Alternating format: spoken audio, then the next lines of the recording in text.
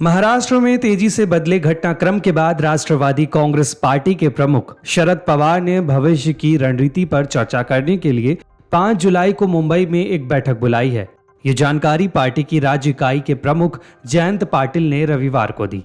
बता दें कि अजीत पवार सहित राक्पा के 9 नेता एकनाथ शिंदे की सरकार में शामिल हो गए हैं।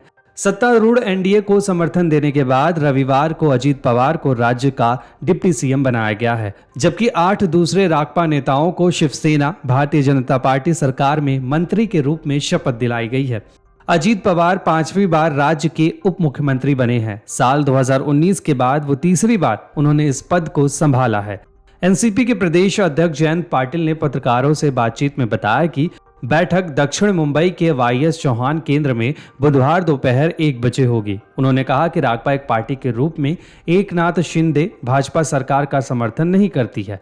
सरकार को समर्थन पत्र पर हस्ताक्षर करने वाले कई विधायकों ने मुझे फोन किया और कहा कि वे भ्रमित हैं और हमेशा शरद पवार का समर्थन करेंगे।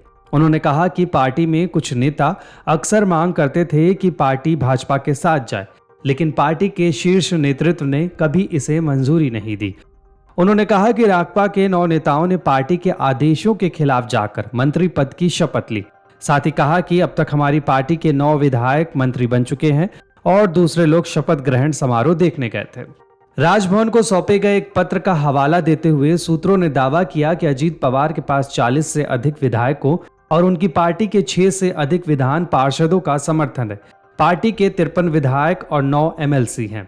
अजीत पवार के साथ एकनाथ शिंदे के नेतृत्व वाले मंत्रिमंडल में शामिल होने वाले विधायकों की तस्वीरों पर राक्पा कार्यकर्ताओं ने काला पेंट छिड़का। उधर अजीत और 9 विधायकों के एकनाथ शिंदे के नेतृत्व वाली महाराष्ट्र कैबिनेट में शामिल होने के बाद राक्पा की कार्यकारी अध्यक्ष सुप्रिया सुले ने पार्टी कार्यकर्ताओं से मुलाकात की।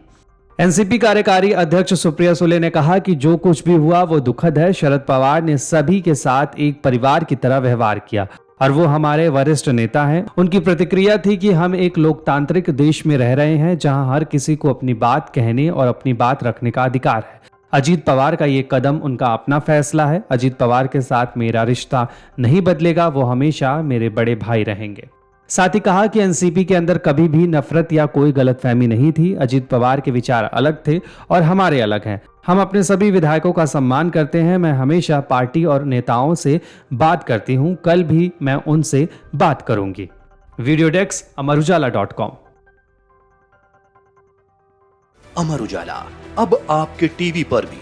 अपने स्मार्ट टीवी पर यूट्यूब पर सर्च करें अमर उजाला, चैनल सब्सक्राइब करें और देखें ताजा खबरें, वो भी HD क्वालिटी में।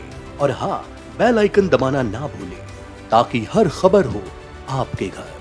अमर उजाला, निष्पक्ष, निर्भीक, निरंतर।